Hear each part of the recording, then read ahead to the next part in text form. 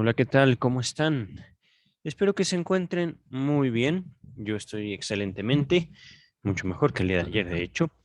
Vamos a continuar con nuestra lectura, ya la recta final de el chiste. ¡Wow! Se borró mi cara. A ver, wow. Se borró mi cara. Miren, yo estoy muy bien. Mi imagen no está tan bien.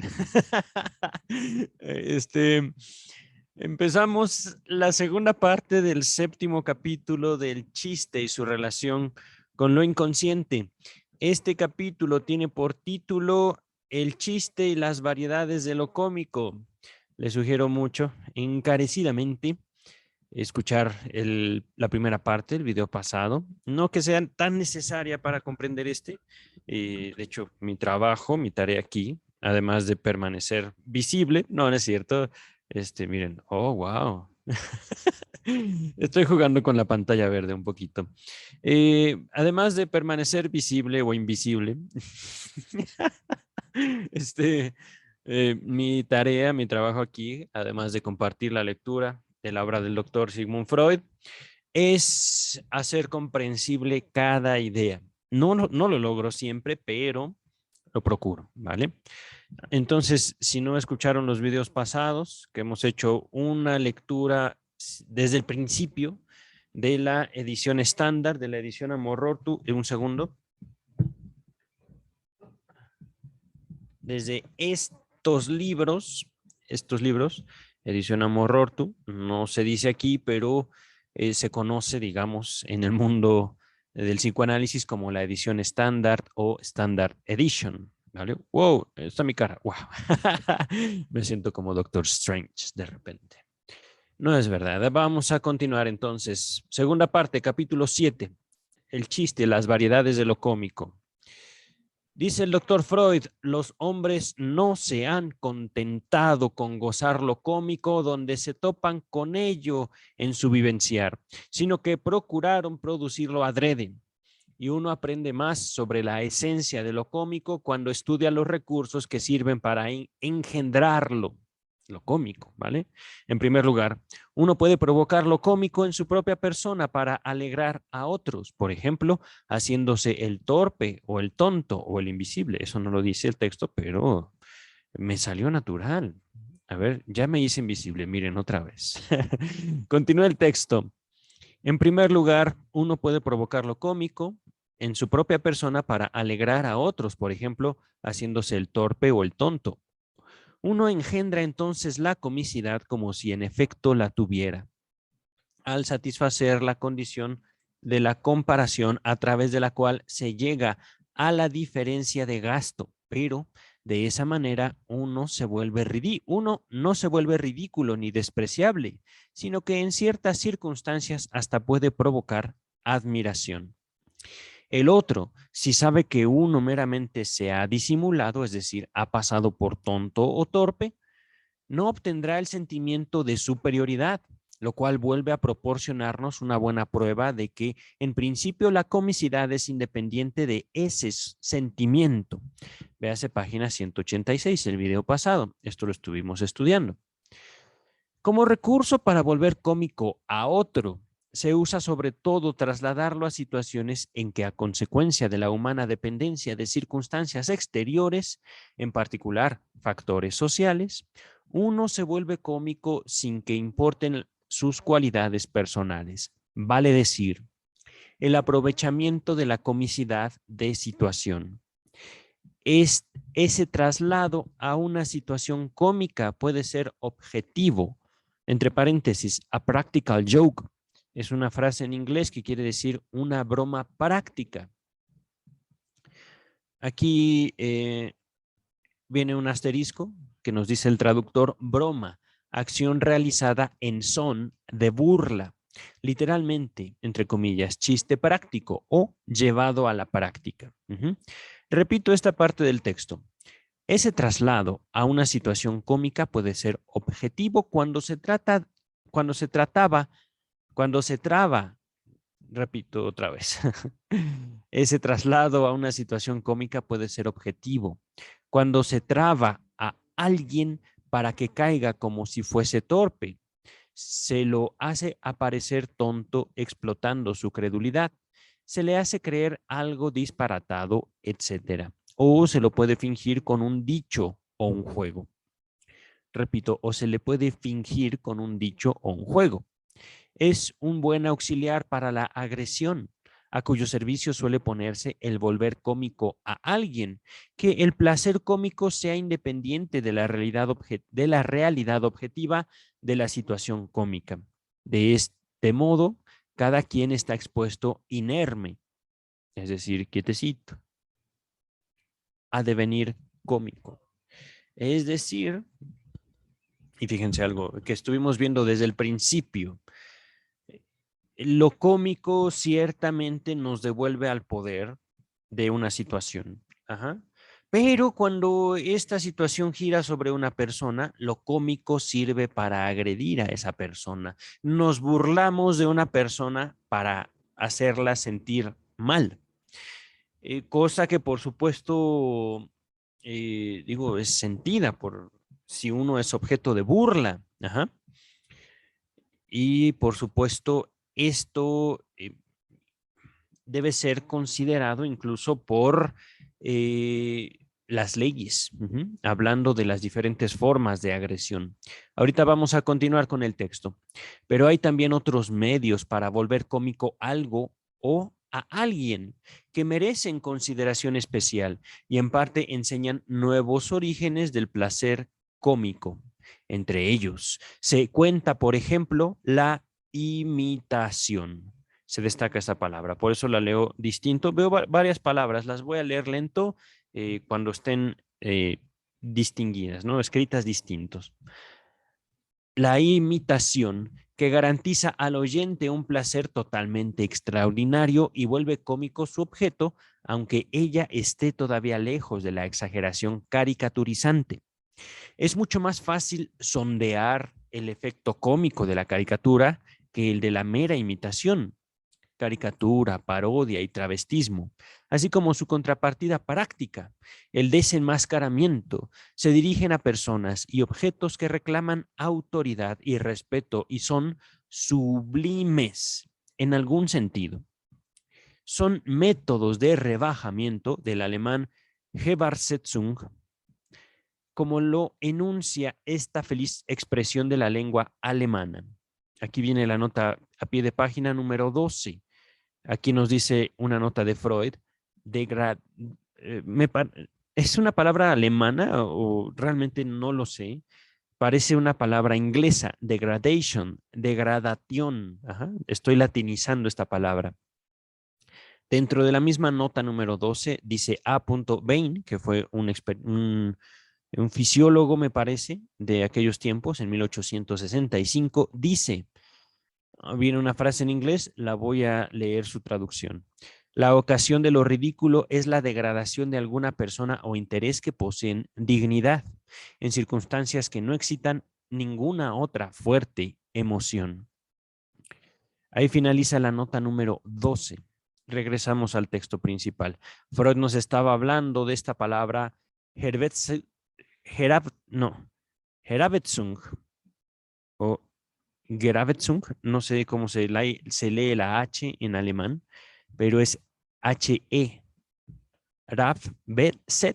Herabsetzung.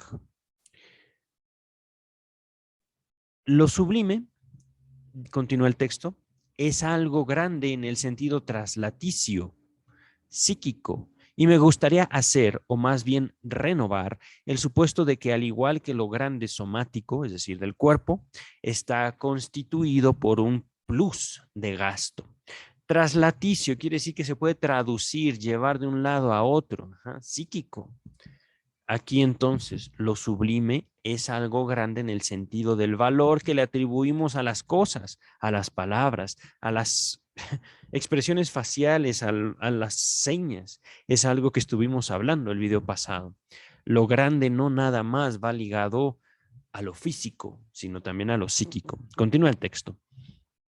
Basta observar un poco para comprobar que yo, Cuando hablo de lo sublime, inervo mi voz más diversamente, hago otros ademanes y busco armonizar, digamos así, mi postura corporal con la dignidad de lo que me represento.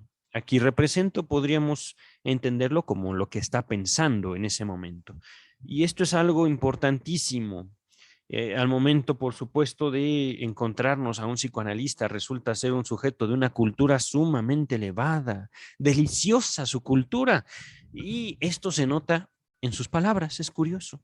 No necesita hablar de poesía, no necesita hablar de filosofía, autores y estas cosas, simplemente en una palabra, en un hola, se siente. Hay una impresión profunda. Pero bueno, vamos a continuar. Basta observar un poco para comprobar que yo, esto ya lo leí, hablando de lo sublime, ¿vale? Continúa el texto. Me impongo una compulsión de solemnidad, cuando habla de lo sublime, no muy diversa de la que adopto frente a una personalidad sublime, un monarca, un príncipe de la ciencia. Difícilmente me equivoque si supongo que esta inervación diversa de la mímica de representación corresponde a un plus de gasto, es decir, esta forma de hablar en la cual sentimos lo que se dice, lo que están diciendo alguien más, lo sentimos, significa un plus de gasto del mismo hablante. Ajá. Continúa el texto. El tercer caso de un plus de gasto tal, nota 13, pero voy a continuar, lo hallo sin duda cuando me entrego a unas hilaciones abstractas de pensamiento en lugar de seguir las representaciones plásticas y concretas ordinarias. Esto es también algo muy hermoso y esto es algo típico del psicoanálisis. Por eso la asociación libre, queridos escuchas, queridas escuchas, porque cuando nosotros en el análisis no nos entregamos al analista, no se trata de eso. Cuando nos entregamos a nuestra propia palabra, volvemos a nacer ahí. Y no necesitamos ¿cómo decirlo?, de rituales. Se trata simplemente de, ¡pum!, ya lo dije, qué diablos dije, pero es mío. Eso que yo dije y que no me di cuenta hasta que lo dije es mío. Y por Dios santo, qué fuerte es eso. No que me dice el analista, que yo dije. Eso solo se da en psicoanálisis. Este tipo de prácticas liberadoras en las cuales el analista pues se prepara, ciertamente, aunque puede pagar precios muy altos por esa preparación, pero es un permiso que uno como analizante se da. Es es una situación, ¿cómo decirlo?, de libertad terrible, de libertad horrorosa, en el que te das cuenta que realmente ser escuchado no es no es prestar oídos, es realmente que son capaces de devolverte lo que tú acabas de decir. Pero bueno, continuamos. Entonces, cuando los métodos de rebajamiento de lo sublime hacen que yo me lo represente como algo ordinario, algo que no me exige guardar la compostura y en cuya presencia ideal puedo adoptar, entre comillas, posición de descanso, como reza la fórmula militar, me ahorran el plus de gasto de la compulsión de solemnidad y la comparación entre ese modo de representar incitado por la empatía y el acostumbrado hasta ese momento, que procura establecerse simultáneamente, vuelve a crear la diferencia de gasto que puede ser descargada por la risa. Antes de continuar, me salté la nota 13. Esta nota 13 estaba en esta idea que acabo de compartirles de Freud. El tercer caso de un plus de gasto tal lo hallo cuando me entrego a unas oscilaciones abstractas de pensamiento. Aquí, un plus de gasto como tal. Nota 13. Los otros dos serían lo grande somático y lo sublime. Ajá. Lo grande somático. Es que aquí lo grande somático no puede concebirse si nosotros no nos regresamos, no recordamos, cómo veíamos a nuestros padres siendo niños, lo grande, somático y lo sublime, ¿vale? Es, digamos, ¿cómo decirlo? Lo diré desde mi propia experiencia. Cuando yo era pequeñito, estaba de moda esta caricatura de los Thundercats. Thundercats 1985, 86. Era yo muy pequeño. Tendría yo 4 o 5 años. Y por supuesto, el personaje principal era Leono. Ujú. Y Munra, que era el personaje antagónico, el enemigo, digamos, de la caricatura o en la caricatura, era para mí, para mi hermano menor, un personaje muy feo, nos daba mucho miedo. Pero recuerdo que cuando éramos pequeños, mi hermano me dijo, cosa que también yo llegué a pensar, que a veces se imaginaba que Munra estaba en la casa, pero para sacarlo de la casa se imaginaba a nuestro papá. Esto es un ejemplo, por supuesto, de lo grande somático, lo grande en el cuerpo. Ajá, y aquí, por supuesto, hacíamos una comparación. Él es grande, nosotros somos chiquitos. Ajá. Luego nosotros crecemos. Y esas figuras ya no son tan grandes, ni Munra, ni mi papá, ni mi mamá. Pero vamos a continuar con el texto. Ajá. Eh, a ver, aquí está. Estamos ahorita en la página 191. La caricatura, dice, perdón, la caricatura opera el rebajamiento, según es notorio, realzando de la expresión global del objeto sublime un único rasgo en sí cómico, que no podría menos que pasar inadvertido mientras solo era perceptible dentro de la imagen total. Híjole, esto está fabuloso. Entonces, para ridiculizar a alguien, para caricaturizar a alguien, se exalta uno de los rasgos del objeto sublime. Uno. Qué grande nariz tienes, por ejemplo, ¿no? Y estoy haciendo simplemente una frase expuesta por mi contacto con mi propio cuerpo. Ajá.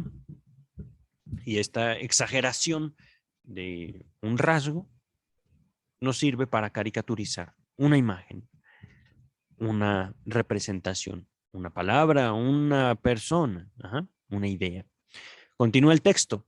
Ahora, por medio de su aislamiento, se puede obtener un efecto cómico que en nuestro recuerdo se extiende al todo. Condición de ello es que la presencia de lo sublime mismo no nos mantenga en nuestra predisposición a venerarlo, cuando en la realidad falta un rasgo cómico omitido de ese modo. La caricatura lo crea sin reparo alguno, exagerando uno no cómico en sí mismo. Vuelve a ser característico para el origen del placer cómico que el efecto de la caricatura no sufra esencial menoscabo por ese falseamiento de la realidad. Parodia y travestismo obtienen el rebajamiento de lo sublime de otra manera, destruyendo la unidad entre los caracteres que nos resultan familiares en ciertas personas y sus dichos o acciones, o bien sustituyendo las personas sublimes y sus exteriorizaciones por unas de nivel inferior. En esto, y no por el mecanismo para producir placer cómico, se distinguen de la caricatura. Idéntico mecanismo vale también para el desenmascaramiento, que solo interviene allí donde alguien se ha arrojado mediante fraude una dignidad y autoridad de la que es preciso despojarlo realmente. Híjole, esto está fortísimo. No me pega a mí, pero le pega a mucha gente que, bueno, yo no me siento tan identificado en esto. Esto yo ahorita no digo, ay, doctor Freud, no me pegue, sino es más bien que bueno que les pega, doctor Freud, y quiero ahorita así cincelarlo en mi, en mi frente esto. Continúa el texto. Ya a raíz del chiste tomamos conocimiento del efecto cómico del desenmascaramiento a través de algunos ejemplos. Tal la historia de la noble dama que en las primeras ansias del parto exclamó, oh mon Dieu, oh Dios mío, en francés, y a la que el médico no quiso hacer caso hasta que gritó, ay, ay, ay, ay. Esto se vio en la página 77. Y este ejemplo estaba muy bueno porque era el ejemplo de un médico especialista en parto y tiene a la parturienta, a la mujer embarazada que está a punto de dar a luz en la habitación de al lado, ¿no? Y la parturienta se está quejando, oh, cuánto me duele, oh, oh, y grandes gritos, no, mi Dios, ay. Y el médico en la habitación de al lado tomando un café, tomando un té. Y el marido, pero está llorando, está gritando. Tranquilo. Y cuando la parturienta se calla y empieza, ay, ay, ay, ahí el médico se para inmediatamente y va a verla. Es decir, este médico, en su experiencia, en su conocimiento, sabía distinguir las exclamaciones reales de dolor. Ajá. Y esto, por supuesto, lo vimos como un subtexto, como algo que se siente, por supuesto, de el decir de los demás. Ajá. Y esto es importante también. Un ejemplo de esto, un ejemplo fascinante que me ha encantado, es, escuchen cuando un niño llora haciendo berrinche, pidiendo algo, pero no pidiéndolo de buena manera. Quiero tal, y llora, ¡ah! ¡Ah! Y uno puede identificar ahí un llanto que no viene de un dolor, sino que es una presión hacia los padres o cuidadores. Ajá. Continúa el texto. Ahora que tenemos noticia de los caracteres de lo cómico, ya no podemos negar que esa historia es en verdad un ejemplo de desenmascaramiento cómico y no posee significados, títulos para llamarse chiste. Al chiste recuerda meramente por la escenificación, por el recurso técnico de la, entre comillas, figuración mediante algo pequeñísimo. Este de, ay, ay, ay.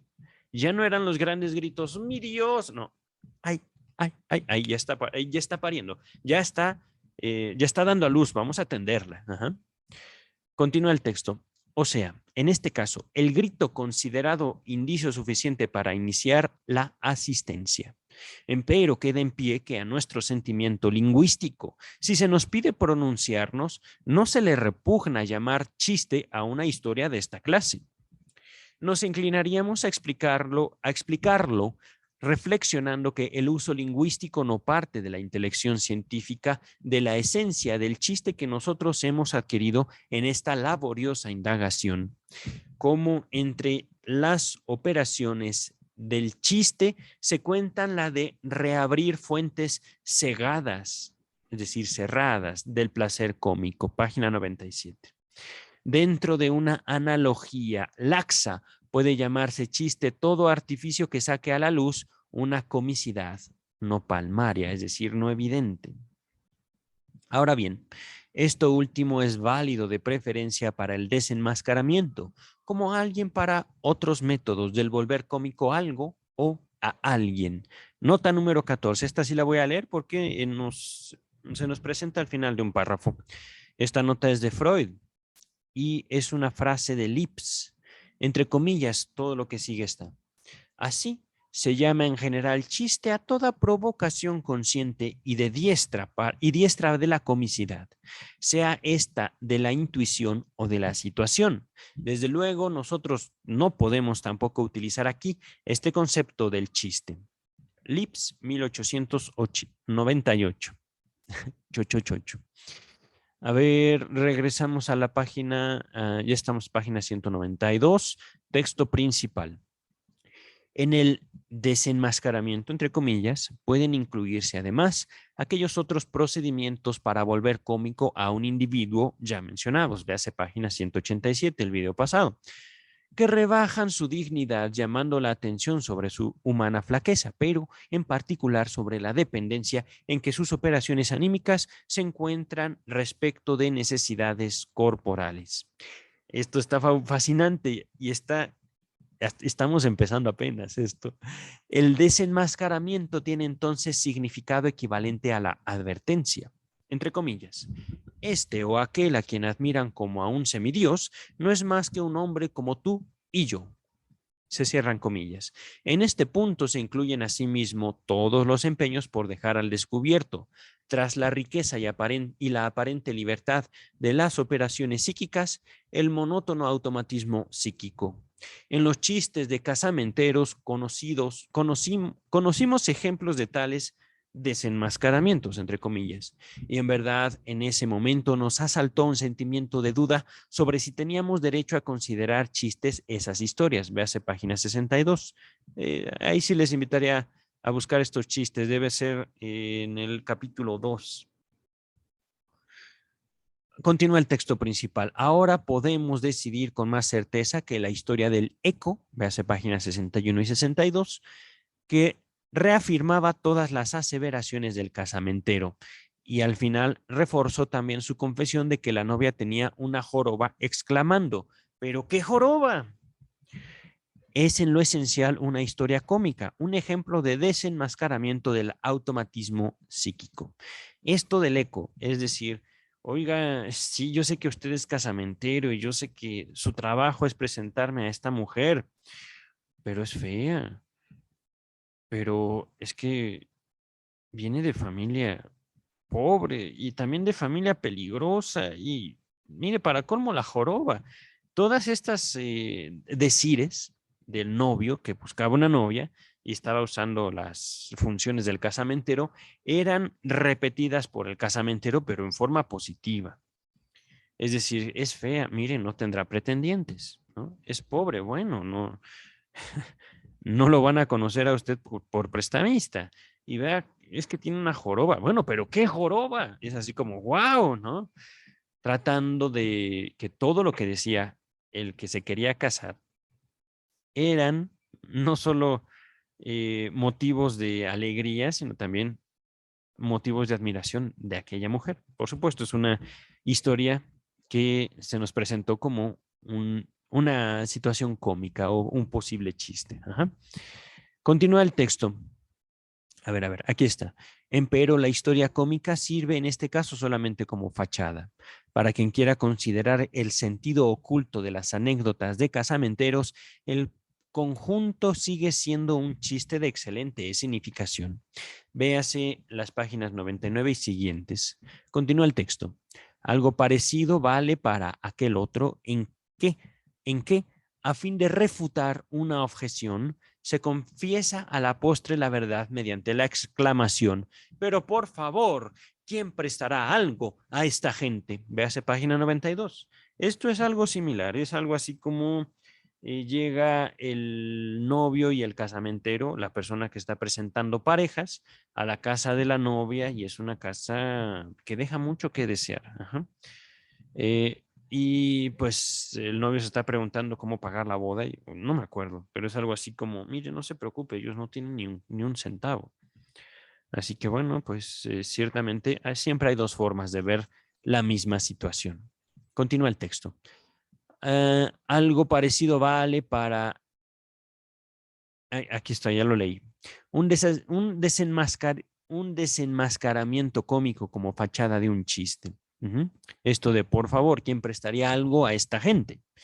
Página 62. Sin embargo, en este caso, el carácter de chiste es mucho más inequívoco, es decir, más claro, pues el dicho del casamentero es al mismo tiempo una figuración por lo contrario. Es decir, sí tienes razón, son muy pobres y por eso nadie les va a prestar nada, pero velo por el lado amable. Continúa el texto. Queriendo probar que esa gente es rica, simultáneamente prueba que no lo es, que es muy pobre. Chiste y comicidad se combinan aquí y nos enseñan que un mismo enunciado puede ser a la vez chistoso y cómico. Aprovechamos gustosos la oportunidad de remontarnos desde la comicidad del desenmascaramiento al chiste, pues nuestra genuina tarea es esclarecer el nexo entre chiste y comicidad y no definir la naturaleza esencial de lo cómico. Por eso añadiremos al caso de descubrimiento del automatismo psíquico, el que nos ha dejado en la estacada el sentimiento de si algo es cómico y chistoso, Otro caso que de igual modo chiste y comicidad se confunden entre sí. El de los chistes disparatados. Ahora bien, nuestra indagación terminará por mostrarnos que para este segundo caso, la coincidencia de chiste y comicidad es deducible en la teoría. Veas en páginas 195 a 196. Estamos en la 193 ahorita, entonces tengamos paciencia, ¿vale? A raíz de la elucidación de las técnicas de chiste, hemos hallado que el consentimiento de maneras del pensar usuales en lo inconsciente, ojo, pero que en lo consciente se juzgarían solo como, entre comillas, falacias, errores, falacias, es el recurso técnico de muchísimos chistes. Empero, luego pudimos dudar de que en verdad tuvieran carácter de tales, de suerte que nos inclinamos a clasificarlos como simples historias cómicas. Véase página 59. Y no nos fue posible llegar a una decisión acerca de nuestra duda, porque no poseíamos el previo conocimiento del carácter esencial del chiste. Luego, guiados por la analogía o comparación con el trabajo del sueño, hallamos aquel en el compromiso operado por el trabajo del chiste entre los requerimientos de la crítica racional y la pulsión a no renunciar al antiguo placer obtenido en la palabra y el disparate. Véase páginas 131 y 132. ¡Wow! Fíjense, es curioso. Esto es algo independiente del texto. Me preparé agua, pero curioso, no la tengo junto a mí y ahorita ya me siento muy sumergido en el texto como para ir a buscar el agua. Entonces, les pido disculpen si en algún momento se me cierra la garganta. Continúa el texto, lo que se producía en calidad de compromiso entonces, cuando el esbozo preconsciente de lo pensado se abandonaba por un momento a la elaboración inconsciente, satisfacía en todos los casos los dos requerimientos, pero se presentaba ante la crítica en variadas formas y debía consentir apreciaciones diversas. Debía consentir, es decir, se debía permitir. Unas veces el chiste había logrado conquistarse la forma de una frase carente de valor, pero de todos modos admisible. Otras, filtrarse en la expresión de un pensamiento valioso y en el caso límite de la operación de compromiso había renunciado a satisfacer la crítica y, ateniéndose a las fuentes de placer de que disponía, aparecía ante la crítica como mero disparate, sin arredrarle despertar su contradicción, es decir, no me preocupa tu contradicción, es un disparate. Continúa el texto. Pues podía contar con que el oyente enderezaría mediante elaboración inconsciente la deformidad expresiva, devolviéndole así su sentido. Ahora bien, ¿en qué caso aparecerá el chiste como disparate ante la crítica? En particular, cuando se vale de aquellos modos del pensar usuales en lo inconsciente, pero desterrados del pensar consciente, o sea, las falacias. Aquí también, digo, no lo dice, simplemente dice falacias, pero podemos entender así los errores lógicos. Y es que esto es algo que también hemos estado platicando, al menos los dos últimos videos, el daño que ha hecho la filosofía al momento de querer llevar la lógica a toda la humanidad. Podríamos decir, y esto es algo que dejé pendiente en mi libro, que se puede matematizar la mente siempre y cuando sigamos una lógica distinta. Eh, Iba a decir un término matemático, pero mejor sigo estudiando. Es en verdad un pendiente que me quedó de mi primer libro, una, una matematización distinta a la obra de Lacan. Más tratando de, digamos, hacer una ecuación de lo psíquico. Es posible, sin duda, pero hay que tener bien identificadas estas falacias, digámoslo así. estos permisos que uno se da siendo niño. Continúo con el texto. Es que algunos ejemplos de aquellos, de falacias, se conservan también para lo consciente. Por ejemplo, muchas variedades de la figuración indirecta, la alusión, etcétera, aunque su uso consciente esté sometido a mayores limitaciones. Con estas técnicas, el chiste ofrecerá poco o ningún motivo de escándalo a la crítica. Esto último solo sobreviene cuando se vale como técnica también de aquellos recursos de los cuales el pensar consciente ya no quiere saber nada. No obstante, el chiste puede esquivar el escándalo si disimula la falacia empleada, si la reviste con una apariencia de lógica, como en la historia de la torta y el licor. Véase página 58, no me acuerdo, ¿eh? La del salmón con mayonesa, esa sí me acuerdo, página 48 y 49, y otras semejantes. Si se ofrece la falacia sin disfraz, ya me acordé. La torta y el licor. Rápidamente se los cuento.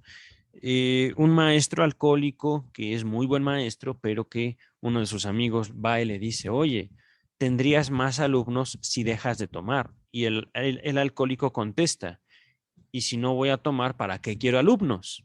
La otra, la del salmón con mayonesa. Un hombre va a pedir dinero prestado, lo obtiene.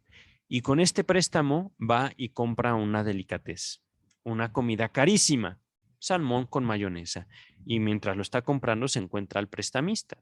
Y el prestamista le reclama, oye, pero te presté mucho dinero, ¿cómo es que te lo vienes a despilfarrar?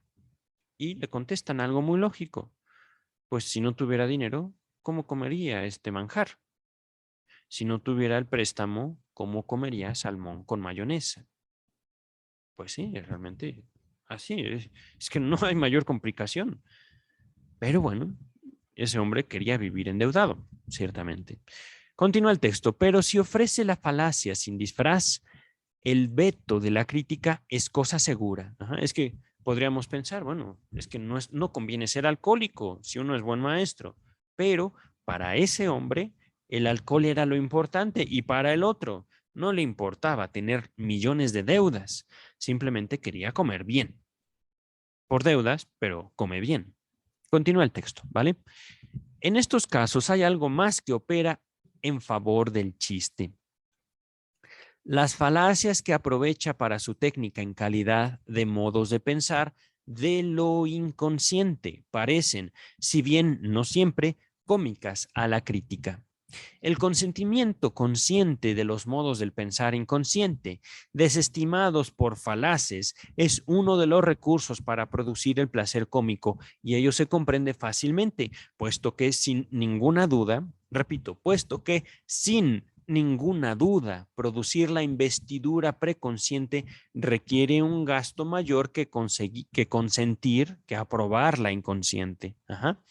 La diferencia de gasto de la cual surge el placer cómico resulta para nosotros tan pronto como, al escuchar el pensamiento formado al modo de lo inconsciente, lo comparamos con su rectificación. Un chiste que se valga de tales falacias como técnica y por eso parezca disparatado puede producir entonces simultáneamente un efecto cómico. Si no pescamos el chiste, vuelve a quedarnos solo la historia cómica, el chascarrillo. La historia del caldero prestado que al ser devuelto traía un agujero, ahorita se las cuento, ante lo cual el que lo tenía respondió que en primer lugar jamás había pedido prestado un caldero, en segundo lugar ya estaba todo agujereado cuando se lo prestaron y en tercero lo devolvió intacto sin agujero alguno, ya lo contó Freud, véase página 60, es un excelente ejemplo de efecto cómico puro, por consentimiento de una falacia inconsciente.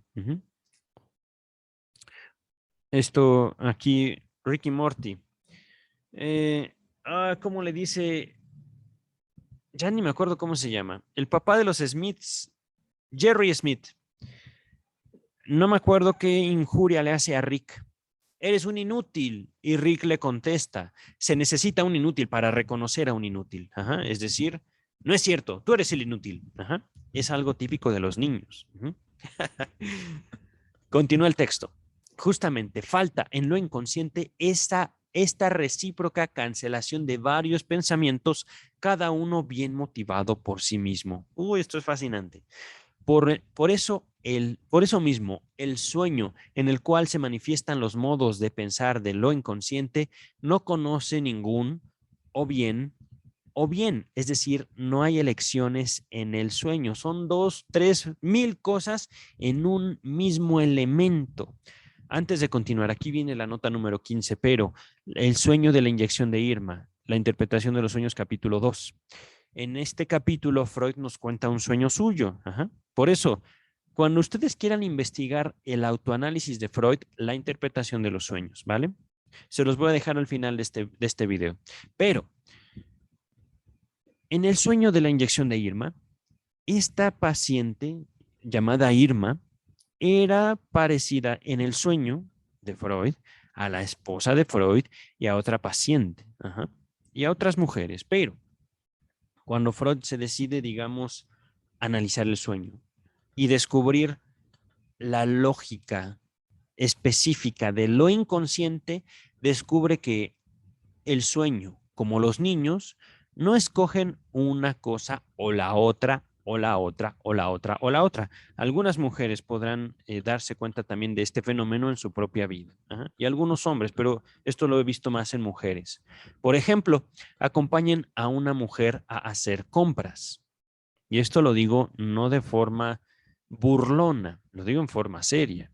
Y es parte también de su encanto, el que no puedan decidirse en ciertas cosas, porque eso sí, si no se deciden por un objeto de amor, pues entonces que no se decidan. Ajá.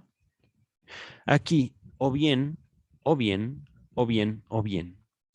Lo que ocurre, digamos, en estas mujeres indecisas, ocurre también en el sueño de todos.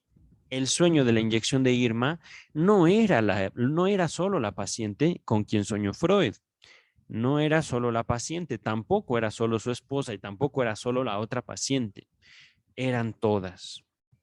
En el sueño, esa imagen de la paciente era toda. Así que, queridas escuchas, cuando ustedes no se deciden por comprar un zapato u otro zapato u otro zapato, al fin y al cabo, decidan por el que reúna todas las condiciones.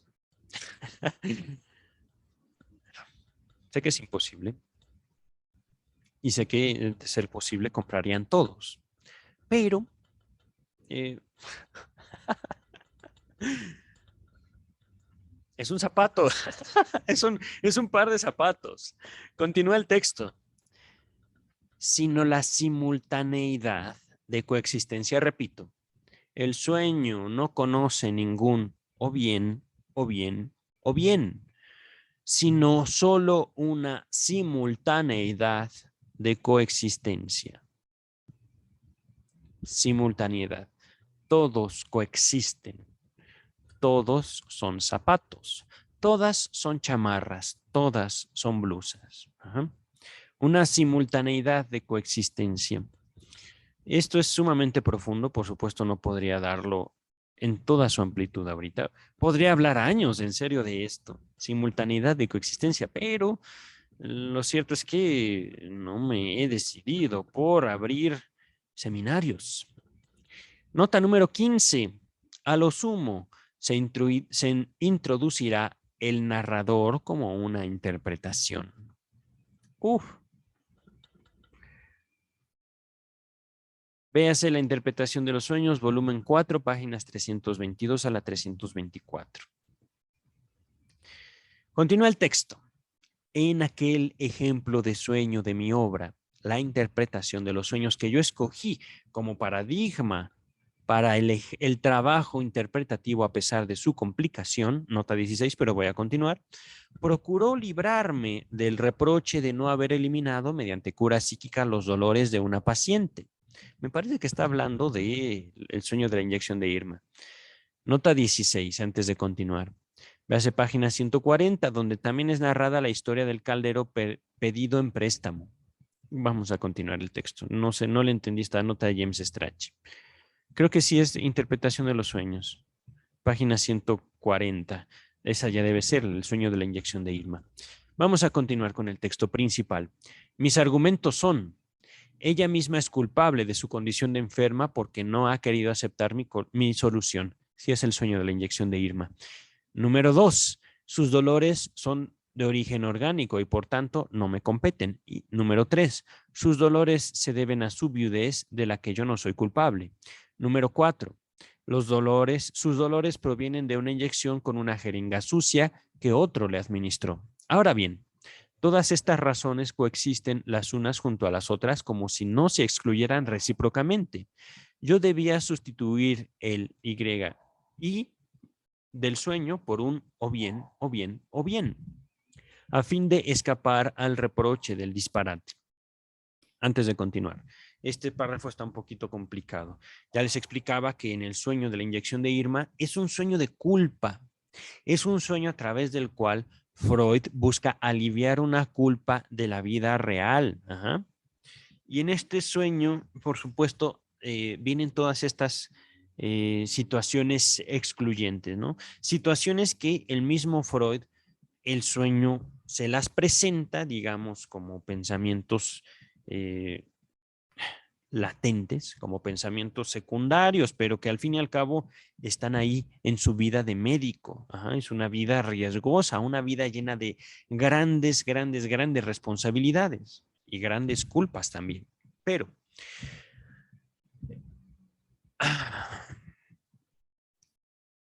cuando dice todas estas razones coexisten las unas junto con las otras, quiere decir, ese sueño le representó al doctor Freud un alivio muy grande. ¿Por qué? Porque en el sueño abordó una, un conflicto que lo ocupaba severamente o que tenía una gran importancia para él en su vida diurna. Yo debía sustituir el y del sueño, cada una de estas separaciones, por un o bien, o bien, o bien, a fin de escapar al reproche del disparate. Continúa el texto. Una historia cómica semejante sería aquella de la aldea húngara donde el herrero había cometido un crimen pasible de la pena de muerte, pero el burgomaestre decidió no hacerlo ahorcar a él para expiar el crimen, sino a un sastre. Es que en la aldea había establecidos 3 sastres, pero el herrero era el único y una expiación tenía que haber. ¡Oh, qué feo! Pobre sastre. Recuérdenme no ir a ese pueblo. Nota número 17.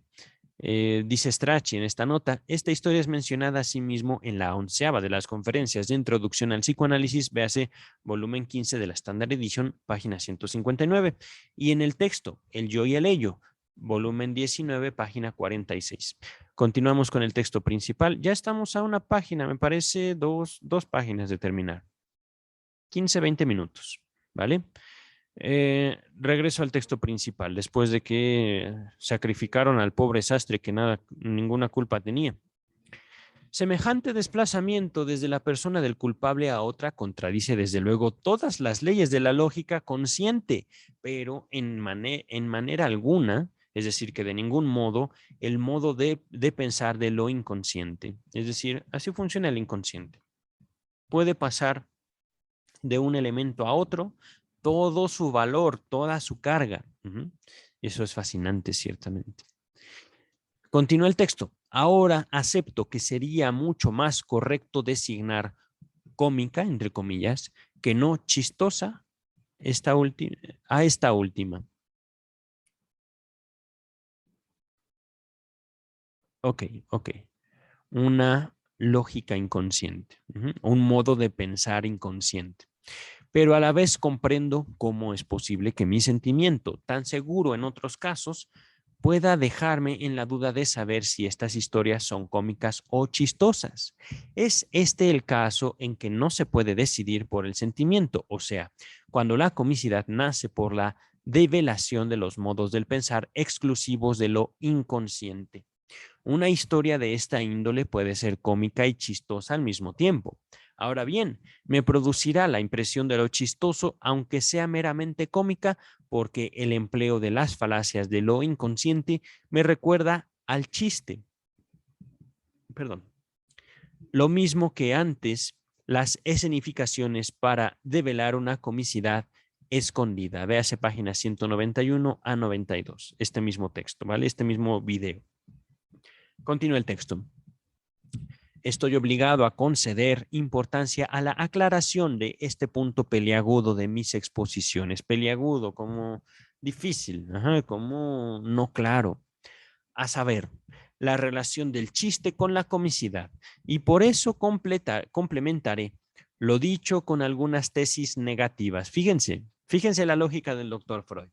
En primer lugar, puedo señalar que en el caso aquí considerado de coincidencia entre chiste y comicidad, no es idéntico al anterior, véase página 192. Por cierto, se trata de un distingo más fino, pero se lo puede establecer con seguridad.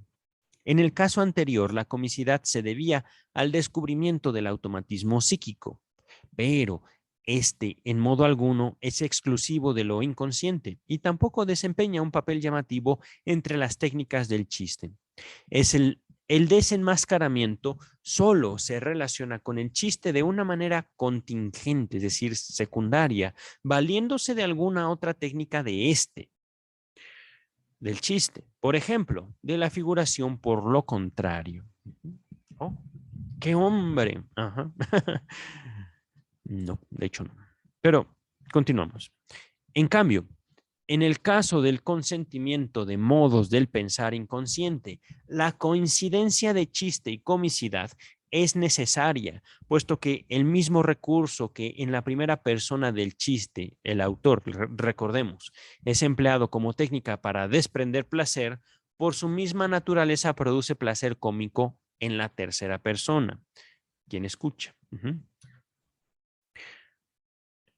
Quien escucha el placer que obtiene de la segunda persona. Vamos a continuar.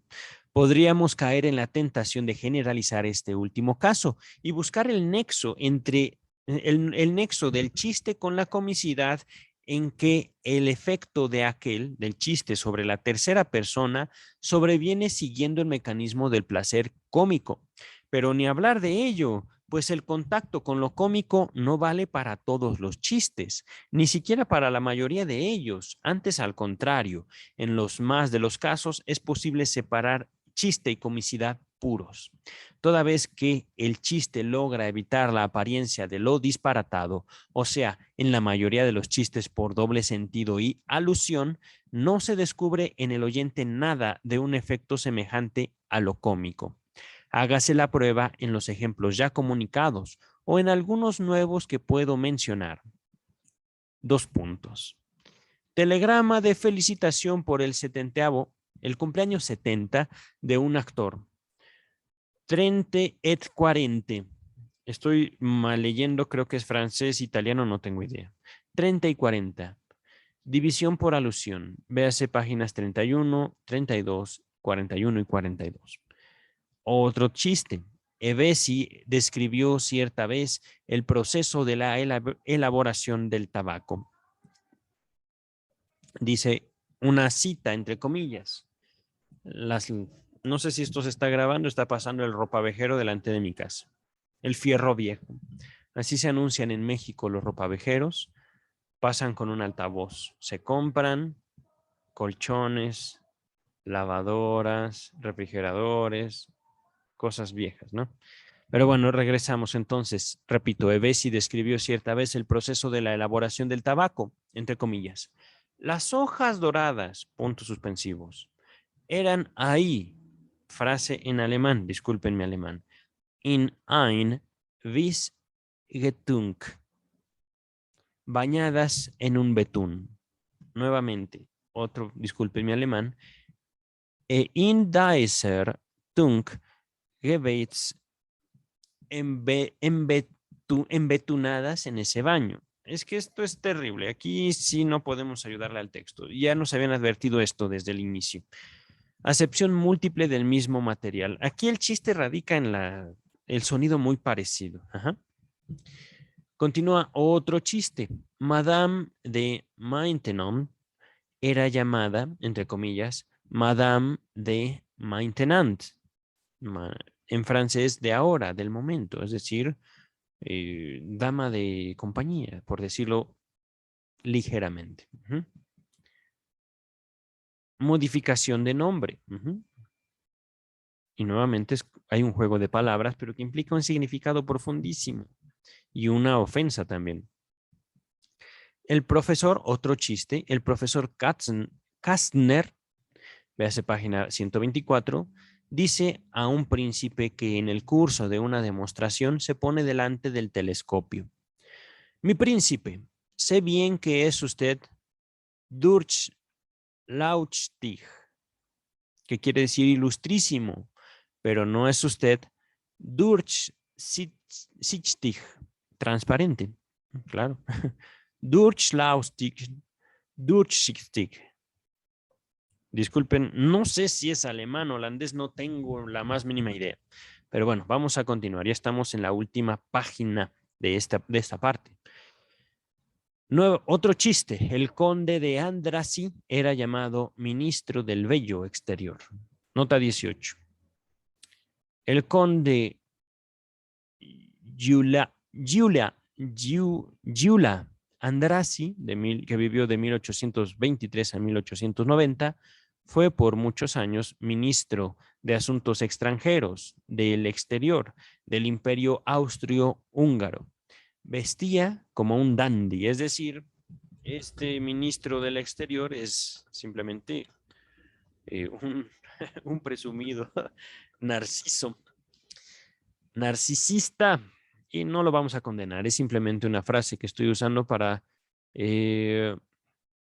hacernos pensar en un hombre bello, el ministro del bello exterior. Continúa el texto.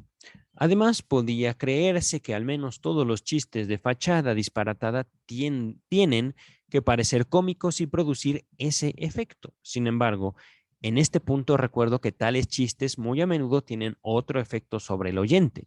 Provocan desconcierto e inclinación a desautorizar. Véase página 132. La nota específicamente. Evidentemente interesa entonces que el disparate del chiste parezca cómico o un puro y ordinario disparate, de lo cual no hemos explorado todavía la condición. Según ello, nos atenemos a la conclusión de que el chiste, por su naturaleza, ha de separarse de lo cómico y solo coincide con esto en ciertos casos especiales, por un lado, y por el otro, en la tendencia a ganar placer de fuentes intelectuales. Oh, ya llegó mi perrito a saludarme. Lobito, bebé. Bichuchu. Bichuchu, ¿cómo estás? Te fuiste de paseo, ¿verdad? Ven, ven, saluda a la cámara. Ven, Lobito. Ven para acá. Ven, ven. Ven, déjame te cargo. Es tímido. Bien, el último párrafo de este capítulo o de esta parte del capítulo. Dice el texto. A ver, voy a repetir esto último. Me ha gustado. Según ello, a ver, evidentemente interesa entonces que el disparate del chiste parezca cómico o un puro y ordinario disparate, de lo cual no hemos explorado todavía la condición.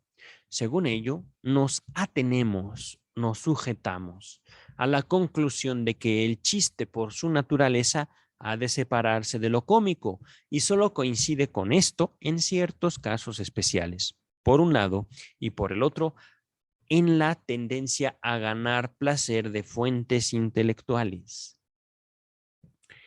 En el curso de estas indagaciones sobre los vínculos entre chiste y comicidad, se nos acaba de revelar aquella diferencia que no podemos menos que destacar como la más sustantiva o importante y que al mismo tiempo remite a un carácter psicológico rector de la comicidad.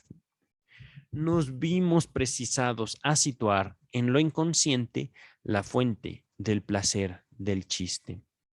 Respecto de lo cómico, no se avisora, no se puede notar, no se puede ver, observar ocasión alguna para una localización parecida. Más bien, todos los análisis hasta aquí emprendidos señalan que la fuente del placer cómico es la comparación entre dos gastos y a ambos nos vemos obligados a situarlos en lo preconsciente. Chiste y comicidad se distinguen sobre todo en la localización psíquica. El chiste es, por así decir, la contribución a la comicidad desde el ámbito de lo inconsciente. Nota número 19. Estas palabras aparecieron en Bastardilla a partir de la segunda edición de 1912. Gracias, Strachey. Te amamos. Pero lo cierto es que esta, ¿cómo decirlo? Esta frase, la frase que cierra esta segunda parte del capítulo 7, 7 o 6, 7, ¿verdad?